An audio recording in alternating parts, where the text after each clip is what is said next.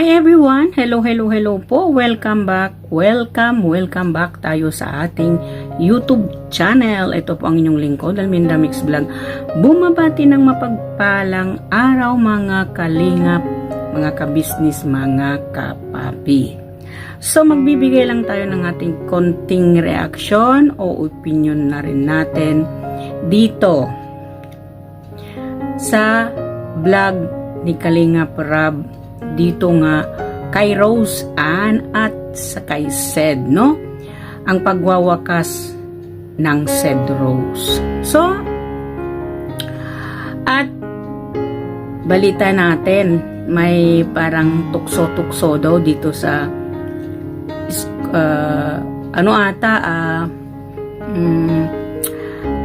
classmate ni Rose Ann na kumbaga kinakantsaw-kantsaw, yung bang kinakantsaw-kantsawan nila. Ano ba yung sa Tagalog kinakantsaw-kantsawan ba yun? Yung bang pinagmamanok-manok, no? Meron gano'n na parang tinutukso-tukso ng mga classmate. Oy, crush ka niya, ganito, may gusto siyang manligaw.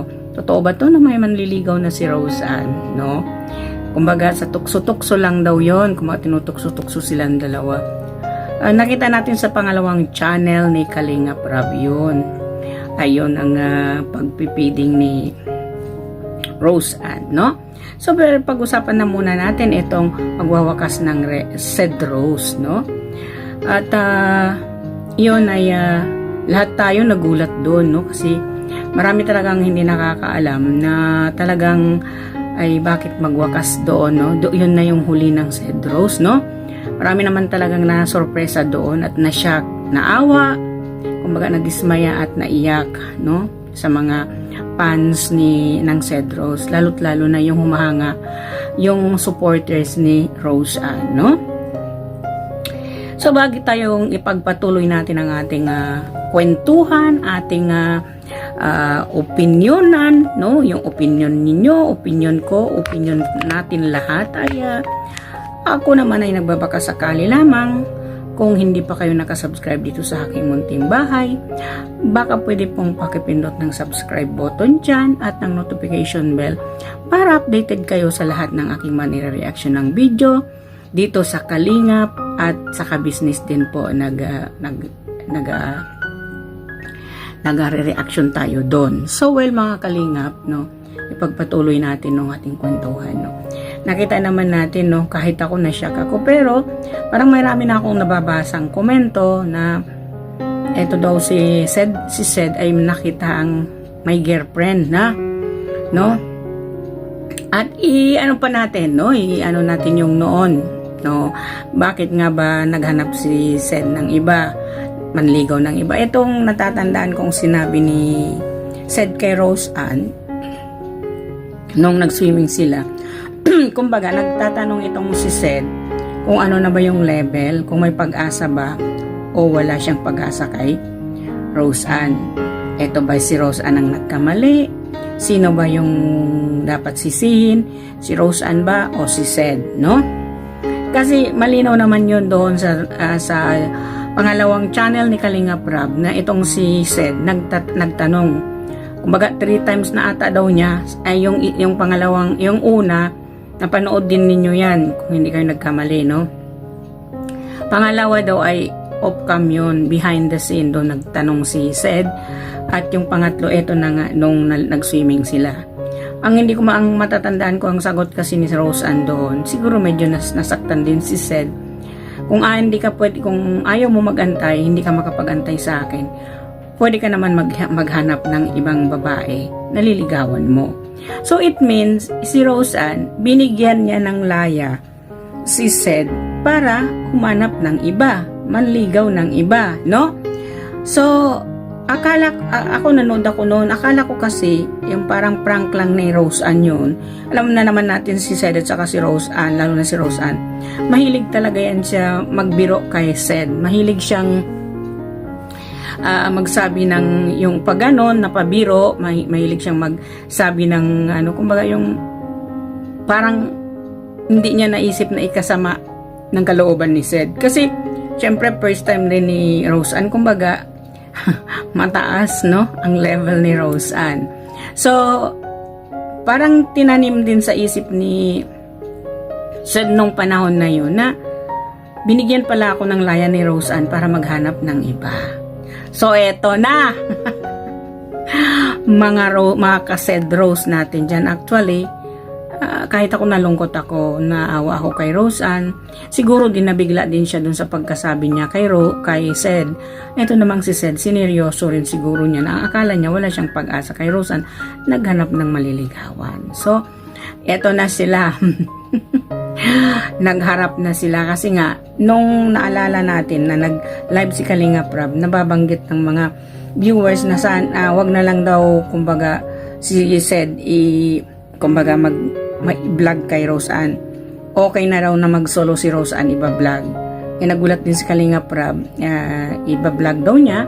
Yun na nga ito, blinag niya. No? Kasi mayroon din naman pala nababalitaan si Kalinga Prab na ganun nga yung nangyari na may third party ba? Ganun ba yun? Ano?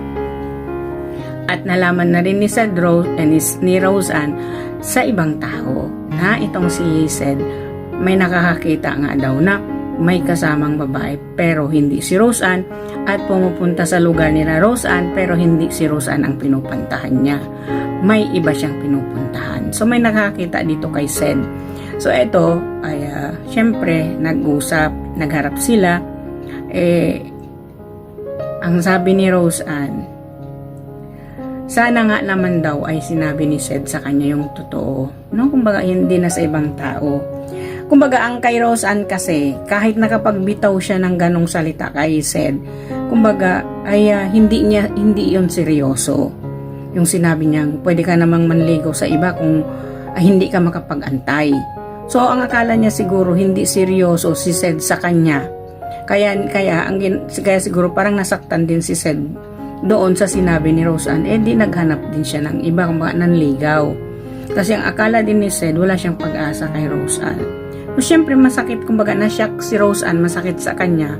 Nasaktan siya talaga ng todo kasi ang akala niya, okay lang sila ni Sed. Walang dapat i-issue or everything kasi ang akala talaga ni Rose Ann, okay sila. Hindi kasi naisip ni Rose Ann na yung sinabi niyang ganun sa kahit sino namang lalaki, tayong mga babae, pag sabi kung ayaw mo sa akin o ayaw mo mag-antay sa akin kasi mayroon pa akong dapat gawin, sige, pwede ka naman manligaw sa iba, maraming babae dyan. Huwag mong biruin yung lalaking manliligaw sa'yo ng ganyan. Lalo na't mahal mo. Ay hindi mag-aatubili yan, talagang maghanap yan ng iba. Yun na nga yung nangyari kay Sed. No? So, ang sinabi ni Sed kay Rose Ann, may pag-asa ba talaga ako sa'yo? Ang sabi ni Rose Ann, hindi ka lang kasi nag-antay, may pag-asa ka naman talaga. So, ibig sabihin, saka pa ni Rose Ann na-realize na nung nalaman na niya na itong si Sed, nanliligaw na nga sa iba. Doon niya na-realize na iba pala yung feelings ni Sed nung sinabihan niya, pwede ka namang manligaw sa ibang babae. No? So, kumbaga ikaw yung parang tayong babae, kumbaga parang itinulak mo yung taong nagmahal sa'yo o mahal mo, tinulak mo ng papalayo sa'yo. Instead, tinulak mo palapit sa'yo. No, siguro si Rose Ann, hindi naman natin pwedeng sabihin na kumbaga teenager pa siya line of nasa 20 na yata si Rose Ann, di ba? Ay, pwede na rin siya magdesisyon sa sarili niya. So, ganun yung desisyon niya, kumbaga, na tinulak niya si Sed palayo sa kanya. Ngayon, gano'n naman talaga, no? Kumbaga, yung feelings natin na ay, hindi niya kayang ganito, hindi niya kayang ganito. Kumbaga, komportable ka or trust ka talaga sa kanya na kahit sabihin mong gano'n, na andyan pa rin siya. Pwede ka namang manligaw. Na hindi mo sukatakalain yung sinabi mo ay nasaktan siya doon dahil kung ba iniisip niya ay wala siyang pag-asa sa'yo, kaya naghanap siya ng maliligawan niya. No, yung babae ring na i-accept, kumbaga tatanggapin siya, no? Siguro nagkamali lang sila both side. Si Sed, parang dinamdam din niya yung sinabi ni Rose Ann, nasaktan siya doon. At si Rose Ann mas lalo siyang nasaktan kasi ang akala ni Rose Ann okay sila, yun pala ay hindi sila okay, no? Naghanap pala si Sed ng iba. Masakit lang kasi sa isang babae kasi kumbaga isip mo hindi niya gagawin, sa isip mo komportable ka kahit sabihin mo anong dapat mong sabihin sa kanya, nandyan pa rin siya nananatili sa'yo. May mga lalaki kasi minsan, no, syempre itinulak mo na palayo yun maghanap ka na lang ng iba kung hindi ka makapag-antay sa akin, para kasi siyang tinulak mo palayo sa'yo, no?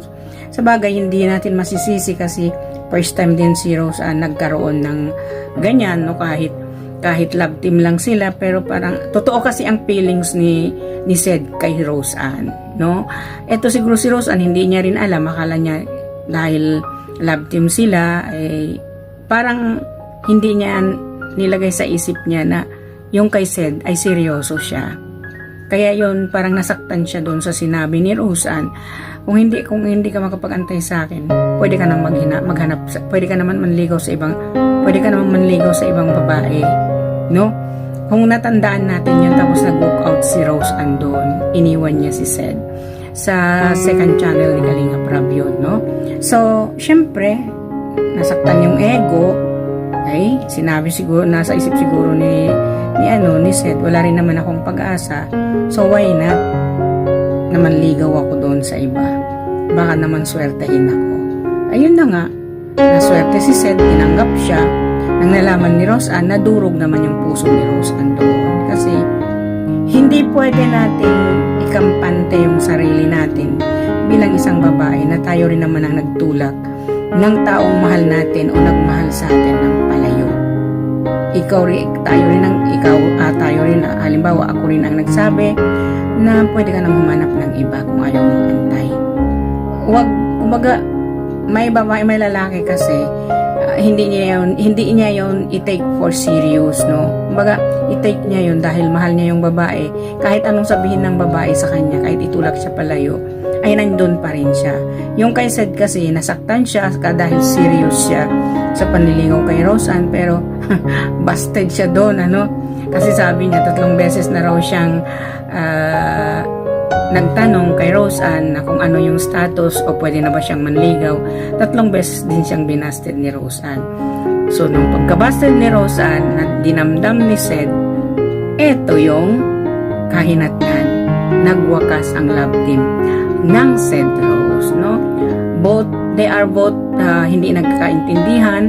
Ang akala ni Rose Ann okay sila kahit sinabi niyang ganun kay Sed. Ang kay Sed naman, ang akala niya talagang wala siyang pag-asa kay Rose Ann na magiging sila o liligawan niya. Kaya naghanap ng iba si Sed, no? Masakit sa isang tulad nating babae, no? Lalo na first boyfriend mo, no? First na magiging boyfriend mo, kasi si Sed lagi silang magkasama, hinahatid sundo niya si Rose Ann. Syempre yung kay Sed, kumbaga para liligawan na kita o sasagutin mo na ako kasi babakuran na kita bilang isang girlfriend. Yun ang hindi naintindihan ni Rose Ann, no? Hindi niya yun naintindihan. Yung ibig sabihin ni Sed ay babakuran kita dahil gusto na talaga kita maging girlfriend. Gusto ko safe ka na sa akin. Dito ka na lang sa akin. Kasi yun ang feelings ni Sed kay Rose Ann eh. Ang kay Rose Ann, yung parang wala lang, biro lang sa kanya. Kahit anong sabihin niya doon kay Sed, kampante siya dahil akala niya ay hindi gagawin ni Sed yun. Kaya hindi tayo pwedeng maging kampante sa sarili natin, lalo na kung mahal mo yung isang tao. Malay mo o kaya mababalitaan mo na lang may iba na siya. Yun ang masakit. Kaya kung halimbawa yung parang swerte, no? Kung yung swerte darating sa'yo, huwag mo nang pakawalan, no? Kasi pag aalis yung swerte sa'yo, naging malas ka na rin, no? Diba? Ganon lang yon. So pero dito kay Rose Ann at saka kay Sed, No, hindi naman natin pwedeng sabihin si Sed ang may kasalanan. Hindi naman natin pwedeng sabihin si Rose Ann ang may kasalanan. Hindi lang natanggap ni Sed yung sinabi ni Rose Ann. Ano? Hindi rin din natanggap ni Rose Ann yung nangyari ngayon na naghanap ng ibang maliligawan. Si Sed. Dahil nga, syempre sa iyak ni Rose Ann, nasaktan talaga siya. Hindi niya sukat akalain mangyari yun, no? Yung kay Sed naman, hindi rin naman niya, wala rin sa isip ni Sed, wala rin naman akong pag-asa sa kanya, why not? Maghanap na lang ako ng ibang maliligawan, no? Baga, misunderstanding ang nangyari sa kanila, pero ayon kay Rose Ann, nangyari na ang nangyari. Syempre, nasaktan talaga siya, no?